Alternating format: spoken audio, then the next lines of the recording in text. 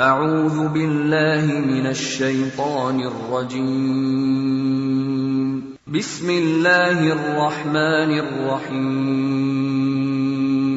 ألف لام ميم. ذلك الكتاب لا ريب فيه هدى للمتقين الذين يؤمنون بالغيب ويقيمون الصلاة ومما رزقناهم ينفقون